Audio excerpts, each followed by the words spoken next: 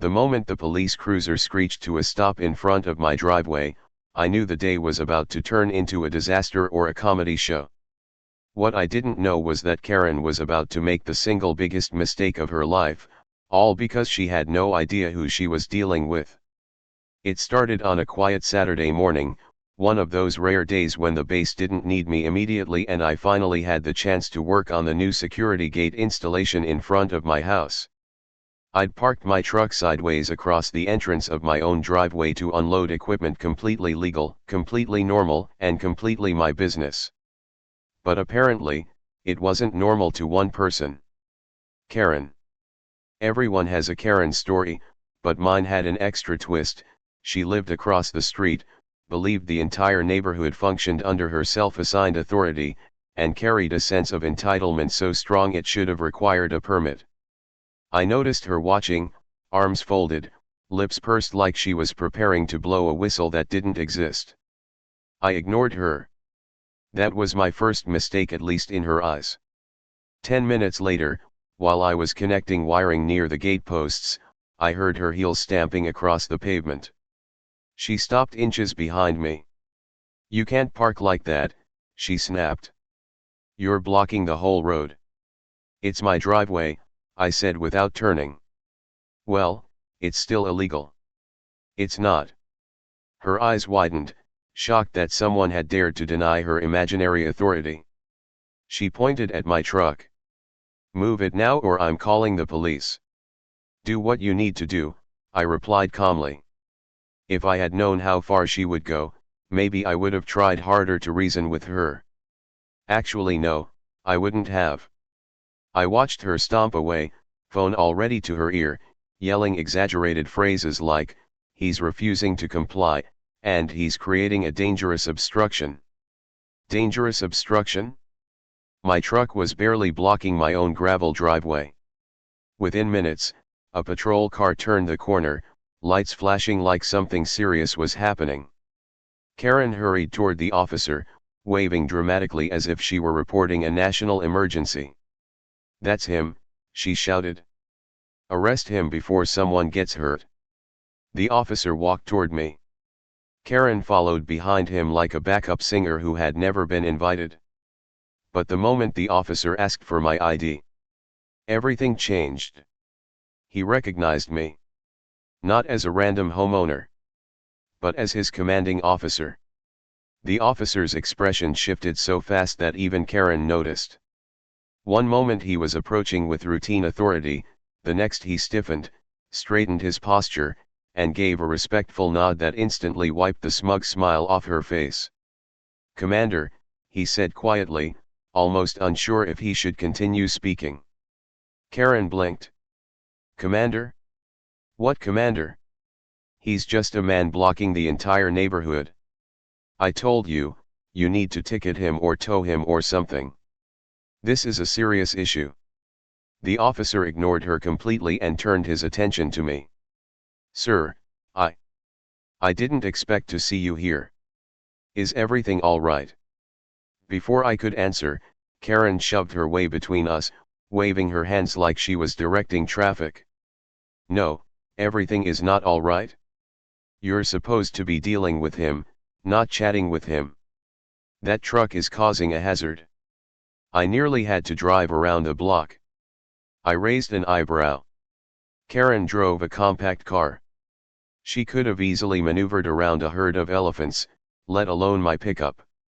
The officer tried to maintain composure. "Ma'am, please calm down. This is his property. He's not breaking any."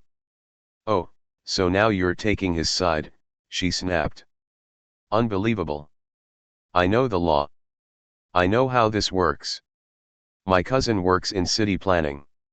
I almost laughed. The officer didn't. "Ma'am," he repeated, voice firming, "this man is not just within his rights, he is also my superior officer on base. I'm obligated to follow his orders." Karen froze. Her eyes darted from him to me, confusion building like a storm cloud. "Superior, officer? What are you talking about?" she asked, trying to laugh it off. I finally spoke. I'm the base commander, Karen. The silence that followed was perfect. Her jaw dropped so far I was tempted to check if it hit the ground. She sputtered, waving a hand. Base, commander. Of what? The bird-watching club? He can't be. He's just working on my property, I finished. The officer cleared his throat. Ma'am, I suggest you return to your home. There is no violation here. She tried one last attempt at salvaging her pride. Well, maybe I should report him to someone higher. The officer didn't even blink. There is no one higher in this district, ma'am. Her face went red. She turned sharply, muttering something about corruption and unbelievable favoritism, but her voice was barely more than a squeak. She stormed back to her house, slamming her door hard enough to rattle her windows. The officer leaned in. Sir, do you need any further assistance? No, I told him. But this situation isn't over. Because Karen wasn't done. Not even close. For most people, being publicly embarrassed in front of a police officer and a commanding officer would be enough to call it a day. But Karen wasn't most people. She was a category of her own, powered by indignation, ego, and an unshakable belief that the world revolved around her fragile sense of control. I finished unloading equipment, thinking the situation was behind me. I was wrong. About an hour later, while I was tightening the new gate hinges, I heard a familiar, furious shriek from across the street. Karen burst out of her door carrying what looked like a binder. A huge, overstuffed binder, thick enough to injure someone. She marched straight toward my driveway. Oh boy, I muttered. She slammed the binder onto the tailgate of my truck. Dust flew out like it was a relic from an ancient temple. This, she said dramatically, is the neighborhood compliance manual. There is no neighborhood association here, I reminded her. Not officially, she snapped, but I created one. And according to Section 14, subsection B, you cannot obstruct community visibility by placing large vehicles across shared access points. I stared at her. This isn't a shared access point. She flipped pages aggressively, pointing at a random paragraph that probably belonged to a completely different section. Right here. It says all residents. Residents who agree to HOA rules, I said. Which we don't have. Which nobody signed. Because you made this yourself. She stiffened. Someone has to maintain standards around here. I took a deep breath. Karen, go home. Her eyes sparkled with the fire of someone determined to escalate. Fine. If the police won't handle you, and you won't follow regulations, then I'll go above the police. I raised an eyebrow. Above the police. Yes, she said with frightening confidence. I've contacted the base. I told them a rogue officer was causing safety issues in my neighborhood. I filed a complaint with leadership. Someone important will see it. I paused, letting the irony wash over the moment. And who, I asked slowly, did you address this complaint to? She lifted her chin proudly. To the base commander. Then she added, whoever he is. I rubbed my forehead. Karen. I expect a full investigation, she declared. And don't try to cover it up. I want action taken. At that moment, a base SUV rolled into view summoned by her complaint. Her face lit up like she'd finally won. But when the officer inside stepped out, saluted me, and said, Commander, we received a report from a civilian. Karen's victory shattered instantly. And this time, she couldn't run from it. Karen's face drained of color the moment the base SUV door closed behind the officer. She looked from him to me, then back again, her eyes widening as if her brain was desperately trying to rearrange reality into something that made sense. Unfortunately for her, reality was winning. The officer approached with a clipboard tucked under his arm, his posture straight and formal. "Commander," he said crisply, "we received a civilian complaint regarding misconduct by a base-affiliated individual." He glanced at Karen. "We were told the issue was urgent." Karen puffed her chest, trying to recover her dwindling confidence. "Yes. That's me. I filed it." "Finally, someone competent. Please take note. I demand a full inquiry into his behavior. It's unacceptable for military personnel to misuse authority in public neighborhoods." The officer blinked. "Ma'am, what exactly did he do?" She pointed dramatically at me, her voice rising. "He blocked the entire road. He refused to obey. He dismissed my authority. And he ordered the police to ignore me." The officer slowly turned to me, expression neutral. "Sir, do you confirm any of that?"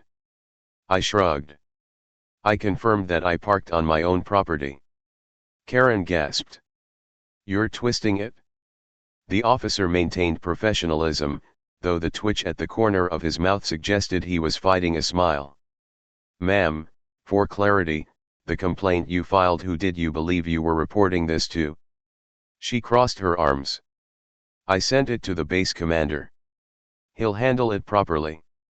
This was the moment I'd been waiting for. The officer stepped aside, gesturing toward me. "Ma'am, this is the base commander." The silence that followed could have been packaged and sold as premium awkwardness. Karen's jaw dropped again, this time so slowly it was almost cinematic.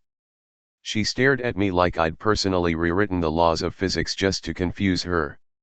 "That," she stammered, "that cannot be true." "It is," I said calmly. "And I just received your complaint." She swallowed hard. "Then, what happens now?"